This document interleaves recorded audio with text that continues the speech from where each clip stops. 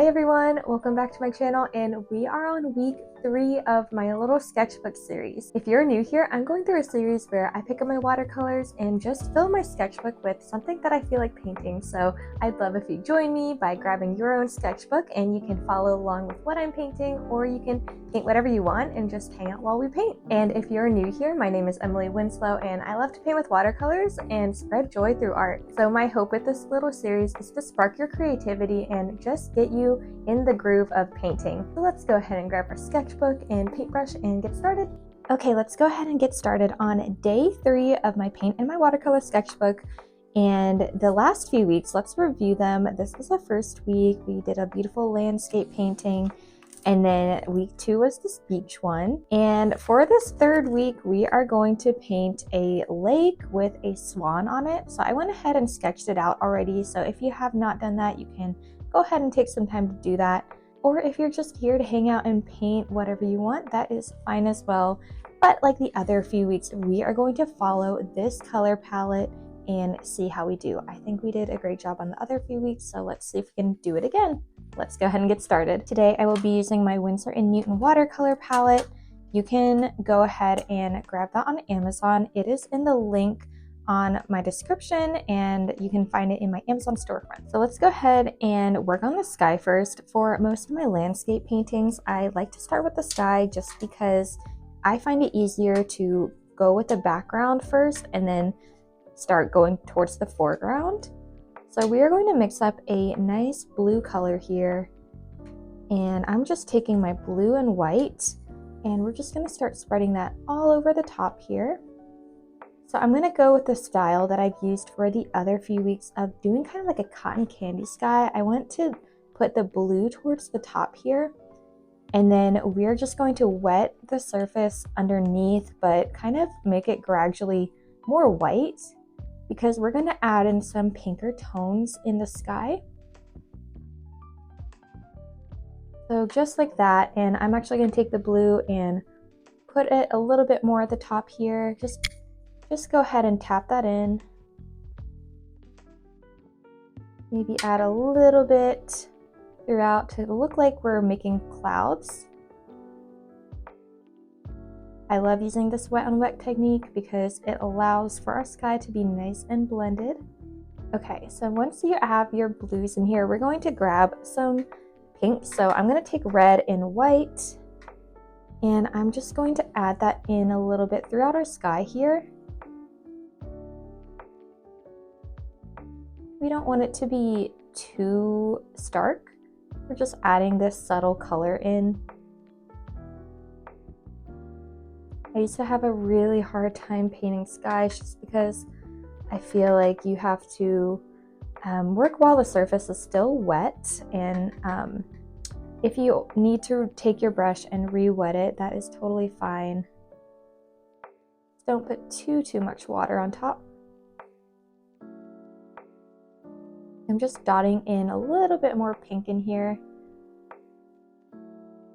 I think that adding the color beneath like the white part of the cloud really just makes it look more 3D and more like a realistic cloud.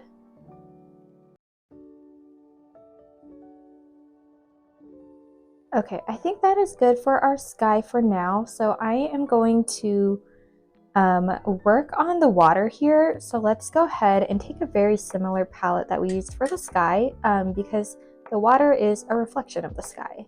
So we're going to take our blue that we used at the top, and we're just going to go ahead and start at the bottom here. Just remember, the reflection is, since the sky was more blue at the top, we want to reflect that and put it more towards the bottom. Now I'm leaving a little space because I think I'm going to put a bit of grass here at the bottom, so I don't want to go all the way towards the bottom. And like the sky, we are just going to gradually get lighter as we go upwards. Just like this.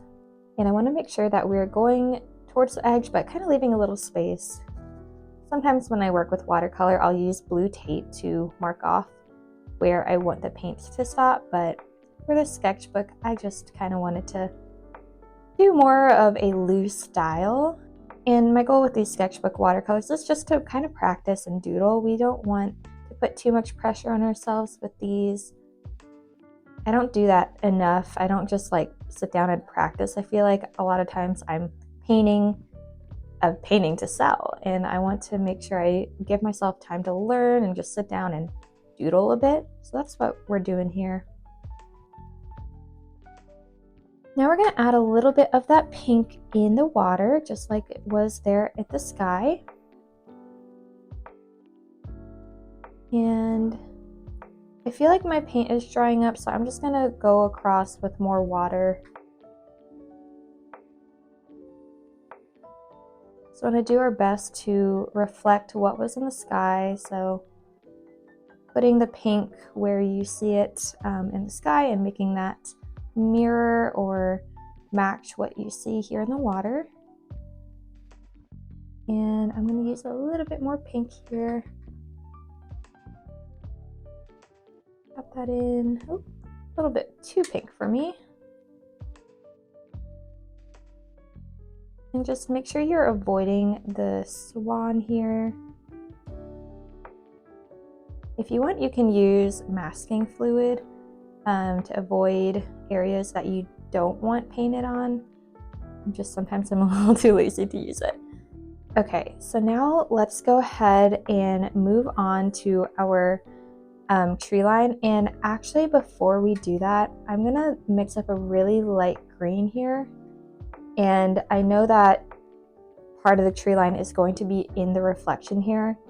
So I'm just adding that greenish color here in the water, just because the paint is still wet and I want it to blend a little bit. So I'm just adding that here, just like that. I always like to work when the paint is still wet so that it has that nice blended effect. For the last few weeks, I've been doing these like dreamy landscape paintings, and they have such a warm feel to them, and that's what I'm really needing here because it is cold in Indiana. I don't know where you're located, but we've had a lot of snow lately, and I just needed something that brought me a little bit of joy and warmth. So let me know where you're located and how the weather is, because I'm ready for summer as soon as January hits. I know we've got a long way until summer, but I'm always ready for that warmer weather as soon as the new year is here. I think that was good for our reflection. So let's go ahead and move on to our grass. And I'm just going to mix up a green. I might want it to be a little bit warmer, so I'm putting some yellow in there. I always say this, but to get a warmer green, you add the yellow, and then to get a cooler green, you'll add some blue. I'm lightly adding that in. We might run into a little bit of bleeding since we just worked on our reflection, so if you want, you can leave a little gap for now, or you can let it bleed too. I think that's okay. And I'm just adding that in. I'm trying to not make the line too straight, just because, you know, nature, it's not perfect, but I love the way it has, you know, its quirks to it. So we want to make sure we're not making lines too perfect when we're drawing nature. I'm going to take a thinner brush here, and I'm just going to get some darker greens, and then maybe a little bit of red in there, some brown, maybe a tad bit of black. So we have a darker green. I'm just going to go here at the line between the grass and where the water starts. Start to darken that a little bit. We're probably going to revisit this even more and just even give it more darkness once it dries, but for now I do want it to have a little bit of a blended effect. We're just adding that in. Okay, now I feel like we can move on to the trees. So let's go ahead and start with some of the trees that maybe are more in the background. So I'm gonna make them cooler. So I want to add some blues in there and our green. So let's go ahead and just make those more in the back here. And I want to just make sure that the trees at the top are, again, very uneven. We don't want this to be a straight line. Just like this. Maybe some over here.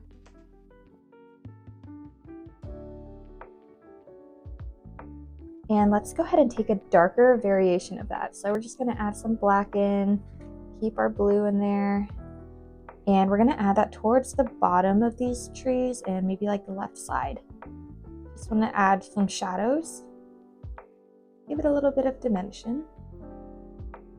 Now I'm going to let that dry for a little bit before we do these other trees, just because I don't quite want them to blend too much together. So we're going to move on to this bottom area where maybe there's a little bit of grass here. So let's just add that here in this corner. And maybe this is more of a bush. As you can see, I don't always have an exact plan when I'm starting to paint. I might, change things around. So if there's something I'm painting that you just don't feel like doing, that is totally fine. Or if there's something that you wanted to add, totally fine. Your painting is your own and you can do it however you want. That's what I love about doing art. Every piece is different. Even when I've had originals sell and somebody came back and was like, oh, did this one sell? I kind of wanted it and they want me to recreate it. I always say, sure, I can recreate it, but it may look different just because every art is so unique. Just like every person is created so unique. And I think that is really awesome how God created us all with our own gifts and talents, and we're all just so special in our own ways. Okay, so I'm just making this line really thin, kind of in the middle here. And I wanted it to be heavier on this side and maybe a little bit slightly heavier on this side as well. Just want to leave the middle alone. Now I'm taking a darker green and we're just going to put that here at the bottom. I always think it just adds dimension when you darken the outskirts of your painting. Just like that. Maybe we add a little bit of darkness throughout these, I don't know what they are, weeds maybe. I'm actually going to revisit this when it's dry and come in with a really thin brush to tidy it up even more. Now I do want to revisit this water for a moment. I want to put some lines kind of around the swan to make it look as if there were a ripple in the water. So we're just going to take some blue, and I kind of want it to be more of a grayish blue, so I'm mixing it with white and black. I want to make a shadow kind of underneath the swan, so I'm just going to go right underneath, and then we're just going to take some of that color and go in a very light circle here. So I want to be kind of careful. I want this circle to be more of an oval rather than circle. You want it to be more flat at the top and then rounded here towards the bottom. And then we want to just kind of continue adding ripples in here, so extra ovals around. And I'm kind of making it go off this way.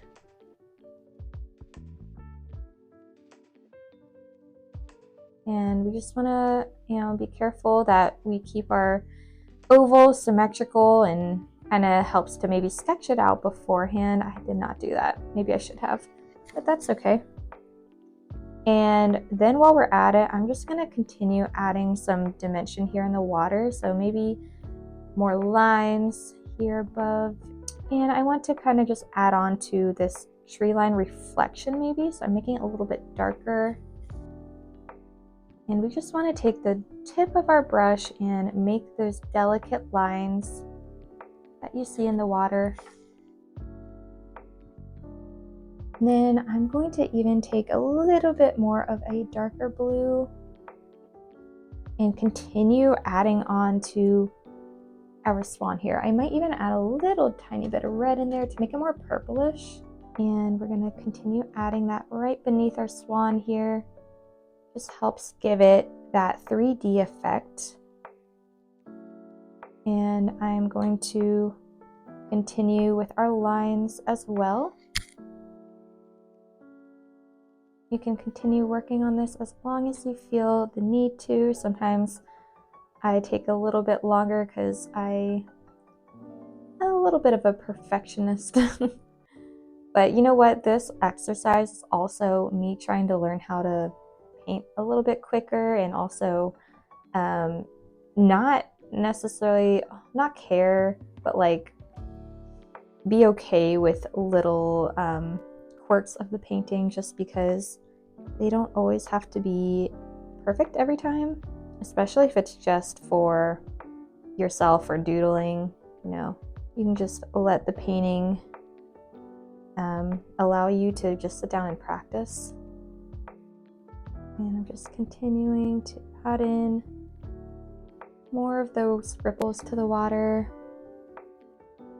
I'm going to add a little bit more here, and then I'm going to give it a bit of time to sit and dry before going in and using my thin brush to clean it up a little bit. I do want to take this purplish color though and continue defining our tree line reflection. So we're going to just add that in lightly. And I think that reflections in water are just one of my favorite things to paint, because kind of like an optical illusion, they're quite easy to paint actually. You're just basically reflecting loosely what you're seeing above the horizon line. And I think they always make the paintings look really nice in the end. Adding a little bit more black in here. I want to really define, you know, the in-between where the water starts and where the land is. And then I'm going to go back to my tree line, and we're going to add in some warmer greens for our bigger trees. So I'm going to use some yellow and green, and maybe a tad bit of red. And I'm going to take this and just cover our trees with it. So we're just going to cover this entire area of our tree, and I'm being kind of chaotic with where I'm placing the paint. You know, all trees, kind of like I was saying with people, all trees are different. Yours are going to be different from how mine are painted. And I'm going to now grab a little bit of a darker green here, add that in towards the bottom, kind of around the top. And we're also going to add that into these spots that we left down here. And just going to continue with that green, making the bottom part a little bit darker. And then I'm just going to add our tree. I kind of want this one to be a little bit of a tall one here. So I'm just kind of making it into this shape. I want to add in some darker greens. So I'm taking some brown and green, and I'm putting that towards the bottom here. Kind of just reiterating where we were placing the darkness.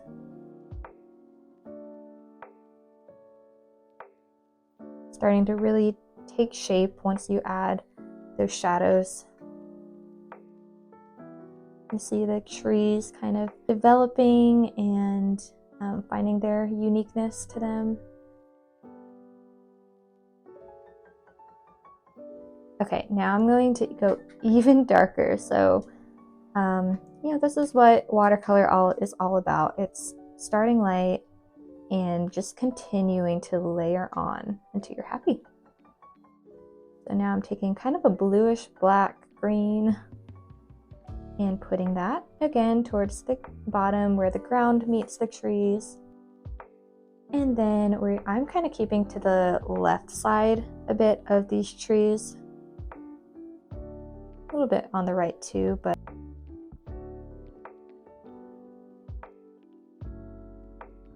and I might want to take some that are a little bit different in color, like a little bit lighter. So I'm taking red and my white, and I might just add a couple more here. I might add one that's like all the way up here, and we'll draw the stem in a bit. It's like right here, Now I'm going to take an even thinner brush and just go in and make those stems, but also kind of add a little bit more definition to these weeds. So I'm just going to maybe make a few lines going up, maybe make them dotted. Let your brush do the work, and I'm kind of just using flicking up motions. I don't have a specific way that I'm going. I'm just adding the stems where they need to be, but then adding little random lines around. And just like this, we're wanting to define where the stems lie. Maybe put some little grass here and there. You don't want to add too much. Like, I don't like when my paintings are too like particular, like each blade you can see, and I want it to be a combination of loose but with some definition. And I think it's fun to kind of make them go outside of the line that we defined here, just to give it that 3D effect. Okay, so now for the swan, and this is the last piece in this painting. So I'm gonna take a nice white and maybe a little bit of yellow. I want it to kind of be an off-white color. We're just going to take this color and lightly place it on the swan. I'm going to try to leave some spaces that are a little bit more white. So I want to stay on the left side of the swan, on its neck. And then I'm gonna even take a little bit of a bluish white color. So just very lightly. I'm going to place that here on its wing. We want this to kind of give it a little bit of shadowing. And I'm also going to do that same color on the right side of its neck, and maybe a little bit here at the bottom. I'm actually going to take a darker even color, so adding some black in there and placing that here at the bottom. I'm then going to take a little bit of that and place it a bit on its tail here. So we're just kind of using this variation to define the shape of our swan. We don't want to be using too much color because swans are white, but we don't want to leave it completely white either. I'm also going to take my really thin brush and like I said earlier, I wanted to define the water just a little bit more. So I'm taking a darker color and I'm just going to go here and make a little bit more ripple effect. So I'm just adding that little semicircle here, and I want to do that a few more times throughout. Maybe you kind of redefine this ripple here. And we don't need to run this too much more. I don't want to overdo it. I actually think that I made this ripple a little bit too dark, so I'm just going to take a little of that paint off here. If you need to remove paint, you can just add water and dot it with a paper towel. That should do the trick. But now I'm going to just take kind of a purplish color here and just kind of go underneath the swan here. I just care a lot about the shadow underneath the swan because I think it really just helps it pop off the page. So that's why I'm spending a little bit more time here, and I think that definitely helped us. Okay, so I am happy with how our swan is looking. I'm going to now add the beak. So let's go ahead and do orange and yellow, a little bit of white. I think this is a good color right here. So let's go ahead and place that where we sketched out the beak to be. And I'm gonna let that dry before I even attempt putting the black around the beak as well. So while we're waiting, I'm just going to go in and take my fine brush and again, kind of just maybe go define some of the feathers a little bit more. So I'm gonna go underneath the tail here and maybe here in the feather, and I'm just using my brush very lightly to kind of go in and define the feathers. So we don't need to be too stark with these lines. We want them to be loose, but I also thought it would be good to just define also maybe the neck a little bit. and go all the way down with it.